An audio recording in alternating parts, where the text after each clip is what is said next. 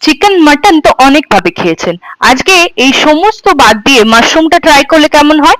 আর মাশরুমের health benefits তা তো আমরা সবাই জানি, ফুল অফ প্রোটিন সোর্স বলতে পারেন। চলুন তাহলে আজকে সমস্ত ঘরোয়া উপকরণ দিয়ে 10 মিনিটসে জিরো অয়েলে রেস্টুরেন্টের মতো একটা টেস্টি রেসিপি ট্রাই করা যাক। শিল্পীর শিল্পতে আপনাদের স্বাগত জানাই। আজকের রেসিপিতে থাকছে চিজি মাশরুম।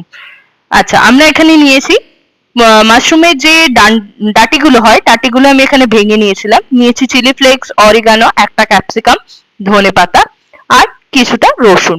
আচ্ছা, ক্যাপসিকামের অর্ধেকটা দিলেই হবে, খুব বেশি পরিমাণ দেওয়ার দরকার নেই। আমার এখানে যেহেতু পেঁয়াজ, আচ্ছা এর সাথে লাগবে আর দুটো পরিমাণ পেঁয়াজ। পেঁয়াজটা আমি আপনাদের দেখাতে ভুলে গেছিলাম। আপনারা যেভাবে ক্যাপসিকামটা ছোট ছোট করে কাটছেন সেইভাবেই পেঁয়াজটাকেও একটু ভালো করে কুচি করে নেবেন। আচ্ছা, আর যদি এরকম হেলদি আরো রেসিপি চান তাহলে আমি রিকোয়েস্ট করব আমার চ্যানেলটাকে একটু সাবস্ক্রাইব করে দেবেন আর ভিডিওগুলো লাইক, কমেন্ট, শেয়ার করে দেবেন। এখানে আমাদের ক্যাপসিকাম আর রসুন কাটা শেষ। আচ্ছা, এর মধ্যে যদি আপনারা কাঁচা লঙ্কা দিতে চান তাও দিতে পারেন, যদি কাঁচা লঙ্কা না দিতে চান স্কিপ করতে পারেন, কোনো অসুবিধা নেই, যেহেতু এর মধ্যে চিলি ফ্লেক্স থাকবে।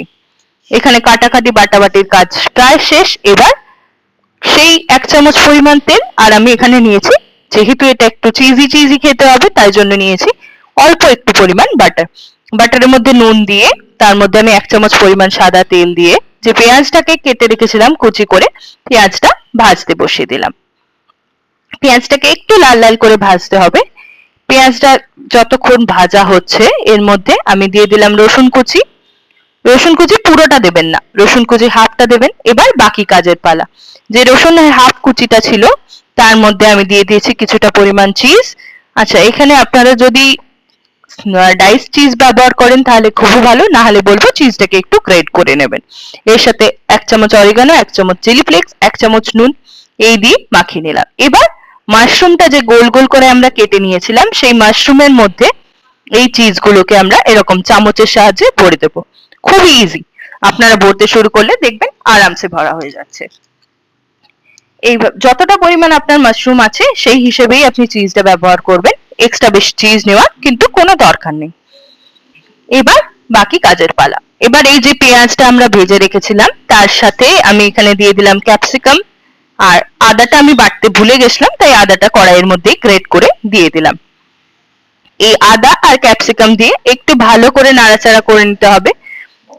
এবার এর মধ্যে আদার কাঁচা গন্ধটা চলে গেলে এর মধ্যে দিয়ে দেবো 1 চামচ অরিগানো, 1 চামচ চিলি ফ্লেক্স দিয়ে আরেকটু ভালো করে নাড়াচাড়া করে নেব।